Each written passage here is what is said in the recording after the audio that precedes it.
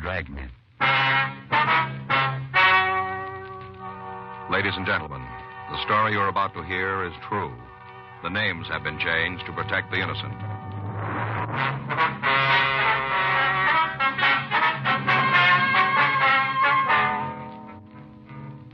You're a detective sergeant.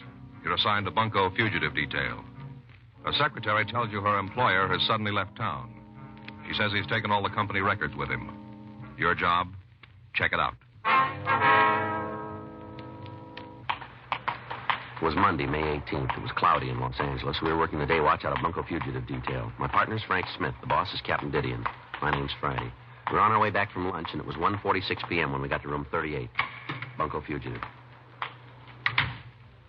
Sergeant Friday? That's right. They told me to see you. Yes, ma'am. It's my partner, Frank Smith. How do you do? Good afternoon. My name's Gibbons. Clara Gibbons. Would you like to sit down there? Thank you. All right. Well? Yes, ma'am.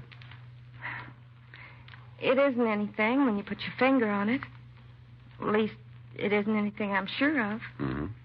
Wasn't even my idea. Coming to the police. Mama said my mother advised me to discuss this matter with you. I see. She's always claimed there was something funny about my job. She says this just goes to prove it. I'm sure she's mistaken. Sure Mr. Orlean wouldn't do anything wrong. Mr. Orlean? Oh, he's my boss, my employer, Henry Orlean. Mm-hmm. The thing is, he's disappeared. Yeah. All of a sudden. And when did you see him last? Friday. Friday evening when I left the office, 5 p.m. Have you checked with his home? I don't know where he lives. He never told me. I see. He's never gone out of town before. Not since I started working for him. Well, how long has that been? 7 months. 7 months on the 3rd. What kind of business is he in? Uranium. Uranium stocks. Mm-hmm. Multiple Uranium Investments Incorporated. That's the name of his company. I see. Well, don't the other employees have any idea where he went? There aren't any other employees. I'm the only one. Oh, I see. Have you talked to missing persons? No, I haven't. You see, Mama doesn't think he's missing. She says he skipped out, that he's a crook. Does your mother know this, Mr. Orlean? Only what I've told her about him. They've never met. She's been suspicious from the very beginning, though. Afraid I don't follow you. Well, it's kind of hard to explain. How's that? You see, the thing is, Mama just can't understand why he ever hired me. The employment office sent me to see him, along with 7 or 8 other secretaries. Mr. Orlean picked me out from all the rest. Was there something strange in that? Well, the truth is, I'm not much of a stenographer. Not a real good one, that is. I get kind of nervous whenever I have to take dictation, and my typing's just fair, too. I could do real clean copy if they'd just let me take my time, but they never do. Is that right? Except for Mr. Orlean. He doesn't rush me or get me all upset. It's the first time I've ever been able to hang on to a job. Pays awful good. $20 a week more than I ever earned before. That's so. Mom couldn't believe it when I told her. She said there's a catch to it someplace. Mm-hmm. It'd be different if I wasn't plain. 2 or 3 of the other girls who tried out for Mr. Orlean, they were very attractive, and they all had nice clothes. Mm-hmm. Mama sure was surprised when I told her he'd picked me. There's a catch to it somewhere. That's how she put it. He's up to something, and he wants a secretary who's not too bright. Well, I'm afraid we're going to need more than that to start an investigation, Miss Gibbons. Yes, sir. I see. Well, thank you very much. Just a minute. Does he owe you any back wages? Oh, no. No, I'm paid up a month in advance. Mm-hmm. That was another thing that seemed funny. I mean, when you think about it now, it seems funny. Well, what do you mean? My being with him less than a year and him wanting me to take a vacation with pay, a whole month off. How'd that come about? Well, it was just last week, Monday. Mm-hmm. A week ago today when he brought up the subject. He said it was getting on toward summer and I ought to start thinking about where I wanted to go on my vacation. Yeah. I told him I didn't feel entitled to a vacation yet. He just smiled and said it was up to him to decide that. That he's the boss, wasn't he? Then he insisted I tell him just where I wanted to go. I couldn't think of any place at all. He finally asked me why I didn't visit my sister in Hawaii. I see. She's married to a Navy officer stationed in Honolulu. I guess I must have mentioned her to Mr. Orlean. I guess that's how I knew about her. Yes, ma'am, must be. But the idea of ever paying her a visit hadn't even crossed my mind. Mm-hmm. Well, I tried to argue with him, but he pretended to get mad and told me if I was a good enough secretary to deserve a holiday, he's going to see that I got it. And he said he'd make up for it when I got back, that he'd really pour the work on. Mm-hmm. I knew he wasn't serious about pouring the work on, but it did seem like he really wanted me to go to Hawaii. Well, why didn't you take him up on it? Well, I meant to. I had my ticket. Round-trip flight. Mr. Orlean paid for it, just like he said he would. Yeah. I was supposed to leave Saturday night. I sent Ann an airmail letter telling her all about the trip. That's my sister, Ann Burcott. Yeah. Well, Saturday morning, she wired me not to come. Her husband's being transferred in a week or two. Well, she wasn't sure where. Maybe back to the States. I see. Oh, I suppose I could have made the trip anyway, but it wouldn't be any fun going someplace where I didn't know anybody. I don't make friends very easy. Is that so? Well, I didn't know just what to do, whether Mr. Orlean would still want me to take the month off or not. I went down to the office this morning to talk to him about it. He wasn't there. Everything was gone. Yeah? From the safe, all the records and stock certificates, everything. And corporation papers he had framed up on the wall, they were gone, too. Had somebody broken in? I don't think so. The door to the suite was locked when I got there. I had my key. And what about the safe? I don't understand. Well, was the safe open or closed? Closed. Well, how'd you happen to look inside? I telephoned my mother and told her that Mr. Orlean wasn't there, and she said I'd better check and see if anything was missing. Said it sounded to her like he'd skipped out. Mm-hmm. After I looked in the safe, she told me to get in touch with the police. Well, now, just exactly what sort of business was this uranium company? Mr. Orlean invested in various uranium stocks. For other people? Yes, that's right. Which bank did he use? Western National. The account's in the main branch. I'll give him a call, Jim. Yeah, okay. Well, there just wouldn't be any reason for him to run away, would there? Well, it's pretty hard to tell yet. I mean, he was doing a real good business. Well, that might be a reason. Oh? Do you know the names of his customers? Well, the people who invested in Mr. Orlean? That's right. Mm-hmm. Well, I guess I could remember some of them. The books are gone, though. I wouldn't be able to recall them all. I see. The old customers, the ones who've been with us for several months, I'd remember them. Uh-huh. Was the business new when you started to work with it? Yes, sir, brand new. Did you find out anything? Yeah. Orlean closed out the multiple uranium bank account last Friday evening, a little before 6. 6? Yeah. Banks stay open late on Fridays, Oh, Joe. yeah, I forgot.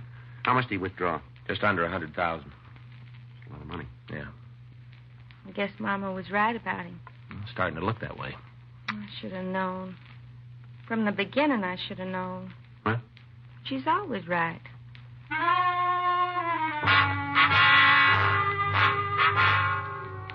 While Frank put in a call to Sacramento to check on the corporate status of multiple uranium investments, I asked Clara Gibbons to give me a detailed description of the suspect. 2:28 p.m., Sacramento reported that no such corporation had ever been authorized. We ran the name Henry Orlean through R&I. They had nothing on him. We turned the description and MO over to the stats office.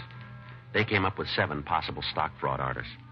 We pulled their mug shots and showed them to Miss Gibbons. She was unable to identify any of the pictures. 3:07 p.m., Miss Gibbons accompanied us to the Wendler building on Wilshire Boulevard in the Miracle Mile. We went up to Suite 4D.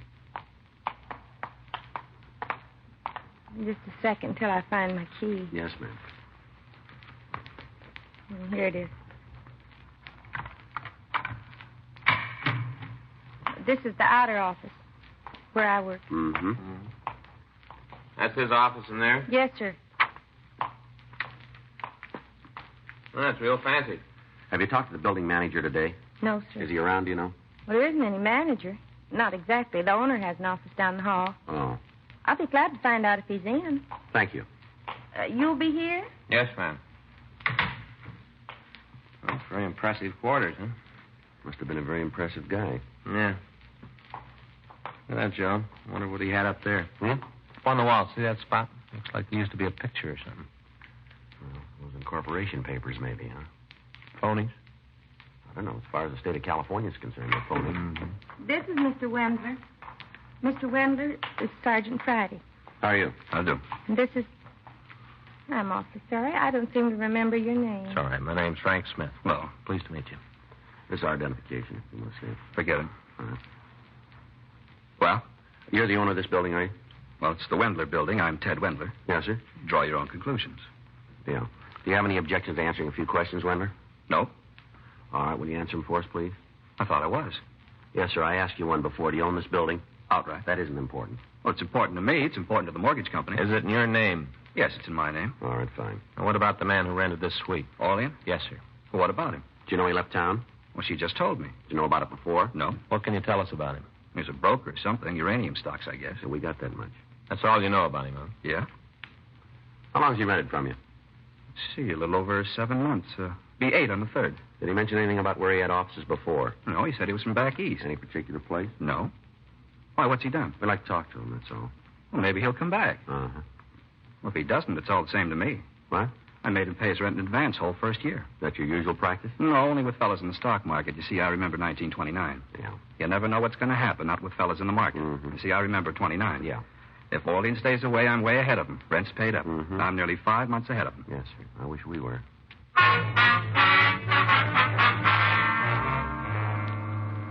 Ted Wendler confirmed Miss Gibbons' description of the suspect and insisted he could tell us nothing further about the man. While a crew from the crime lab went over the offices, we again questioned Clara Gibbons. She gave us the names and addresses of some of the people who had invested money with Orlean. 4:48 p.m., the crime lab reported that they'd been unable to discover any useful fingerprints in the suite. The only physical evidence they had uncovered was a copy of a prospectus which purported to list various securities owned by multiple uranium investments. It had fallen behind a filing cabinet. The next day, May 19th, Frank and I checked with several of the uranium companies listed on the prospectus. They all informed us that none of their stock had ever been purchased by Multiple Uranium Incorporated or Henry Orlean. 3:13 p.m., Frank and I drove out to interview one of the victims. Would you like to sit down? Thank you.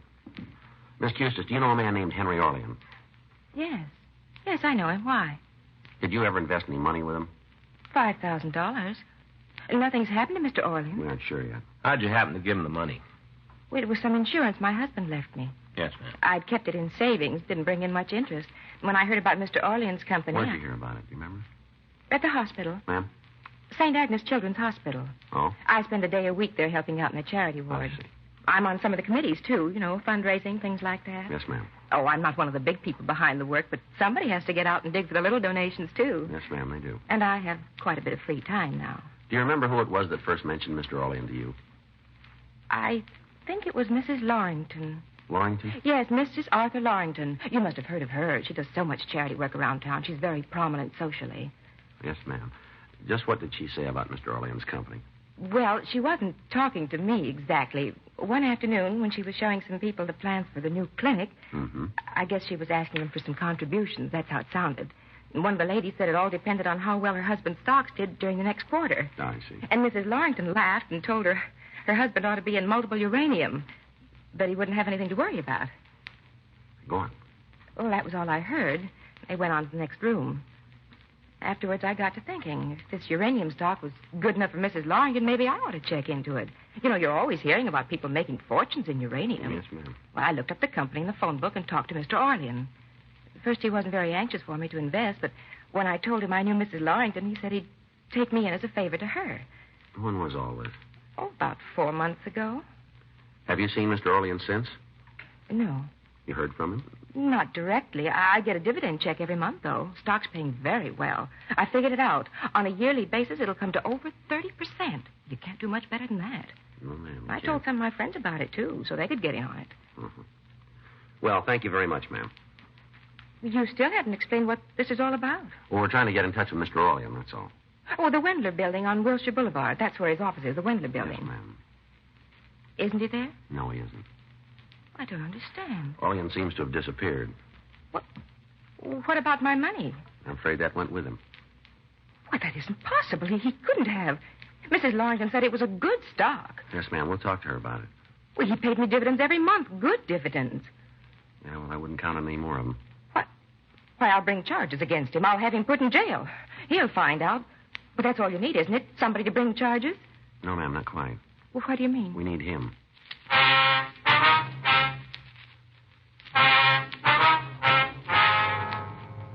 Frank and I left Mrs. Custis and drove out to interview another victim, Mrs. J.T. Pressing on Highland Avenue. She told us that she had invested $8,000 in multiple uranium. She also told us that she had first heard about the stock through a friend who was on the fundraising committee for St. Agnes Hospital.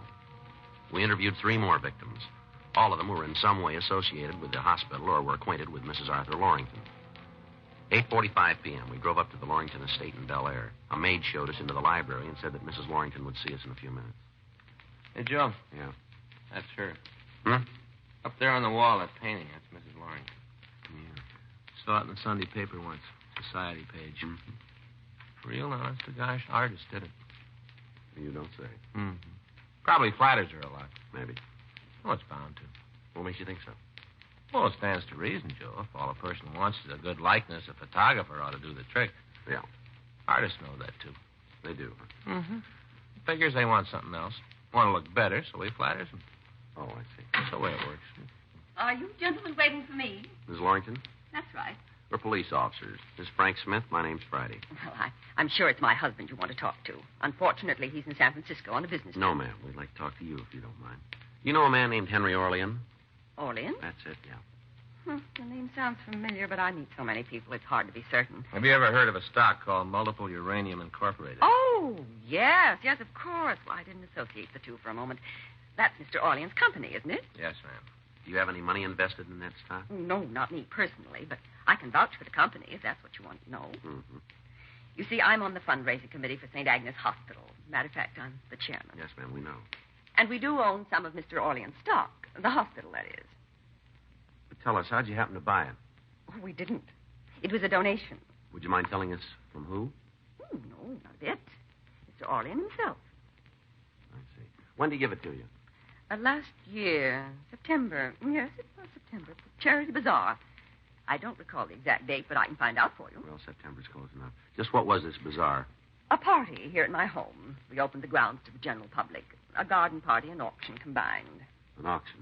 Some of the motion picture people donated the items we sold, and all the money went to the hospital. Mm-hmm. We raised over $25,000, not counting what Mr. Orlean gave us. Mm-hmm.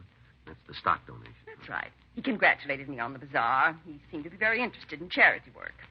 I said we would certainly use his help, and he offered to do whatever he could. Go ahead, please. He said that unfortunately he couldn't give us cash at the moment. He mumbled something about a tax problem. I'm not really too clear about those things. Everyone seems to be having tax problems nowadays. Mm-hmm.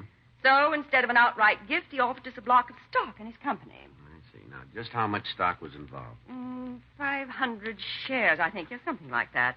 At any rate, he said the market value of what he was giving us would be in the neighborhood of $10,000. Did he tell you anything else about it? Well, he didn't go into the details of his corporation, and I certainly didn't question him. You don't look a gift horse in the mouth. Yes, ma'am. All I recall, he said his company owned shares in other uranium companies so that the money was well diversified.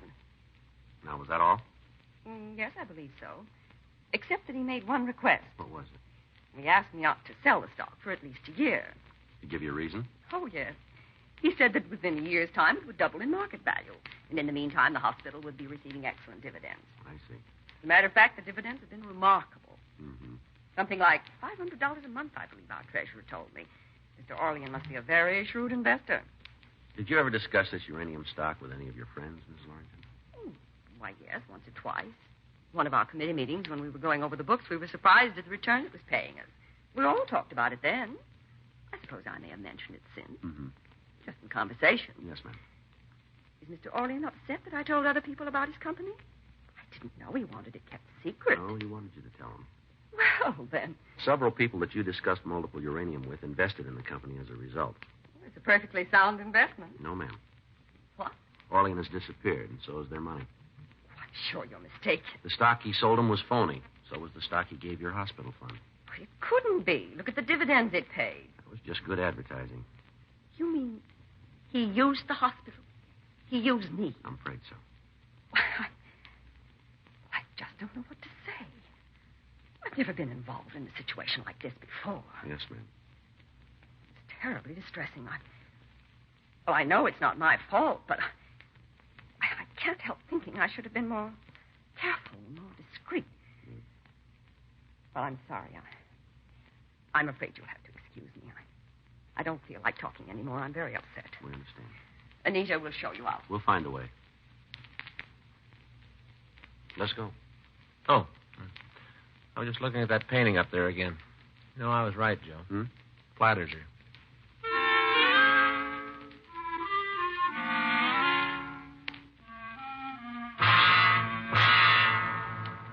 The interview with Mrs. Lorington had enabled us to establish the suspect's M.O. Additional bulletins were sent out alerting all police departments, charity organizations, and fundraising committees. During the rest of the week, we interviewed other victims of the stock swindle. None of them could furnish any additional information about the whereabouts of the man who called himself Henry Orlean. 3 weeks later, on June 9th, we received a report from the Chicago Police Department. They informed us that a man answering Orlean's description had worked an oil stock swindle in that city during the previous year. He had then used the name of Roger Norgett. They also told us that this Norgett was suspected of an earlier stock swindle in Kansas City. Neither the Chicago nor Kansas City police had a positive identification of the suspect, but in both cities, the M.O. had been the same. The suspect had donated a block of phony stock to a charitable organization, had paid very high dividends on the donated shares, and then had been able to acquire investments from private persons. Wednesday, June 11th, 3:17 p.m. Frank and I were in the office. Sergeant Friday? Yes, ma'am. You remember me? Clara Gibbons. I used to work for Yes, Mr. ma'am. Orlean. How are you? What can we do for you? Mama just found him. Hmm? Mama just found him, Mr. Orlean. Where? Over on Hill Street. She was just walking along and she saw him. Is she sure it's him? Positive. Please hurry. Just a minute, Miss Gibbons. Yeah, what is it? Didn't you tell us your mother had never seen this man? Well, she's seen him now. He was walking down Hill Well, how Street. does she know it's him if she never saw him before? I told her what he looked like dozens of times, all about him. I see. For heaven's sake, you don't have to see a person to know what he looks like. Mama would recognize Mr. Orlean anywhere. She said so half a dozen times. She can describe him better than I can. Oh. My mother's very intelligent, Sergeant. She's not like me. Now, please don't stand here and argue about it, or he'll get away. Well, just where is he? The Norridge Hotel, corner of Hill and Halldale. I thought your mother saw him on the street. Well, she followed him into the hotel. She didn't want to lose him. He went upstairs, and she telephoned me from the lobby. She said she'd wait there to make sure he didn't leave. Oh, I see. She told me to bring you as soon as I could. It's nearly half an hour since she called me. We haven't got much All right, time. Miss Gibbons. All right, we'll check on it right away. You're going to arrest him, aren't you? If it's the right man. Well, of course it's the right man. Mm-hmm. Excuse me a minute. Do you have to answer it now? Bunko Fugitive Friday. Yeah, that's right. I see. Fine. Okay. We'll forward our warrant to you. Will you send us a notification by telegram? Thank you. We sure are. Many thanks. Salt Lake City Police Department. Yeah? Picked up Orlean this morning. Tabbed him from our circular. They sure it's him? Gave him a full confession. Admitted to KC and Chicago deals, too. But it couldn't be Mr. Orlean. He's at the Norridge Hotel. Well, Miss Gibbons, I'm afraid your mother was mistaken. I've never known Mama to make a mistake. Well, we all make them. Well, she's waiting for us at the hotel. What'll I tell her? Well, let's see. I guess there's only one thing. What's that? Tell her not to wait.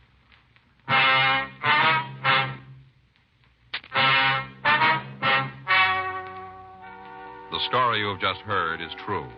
The names were changed to protect the innocent. On August 16th, trial was held in Department 98, Superior Court of the State of California, in and for the County of Los Angeles.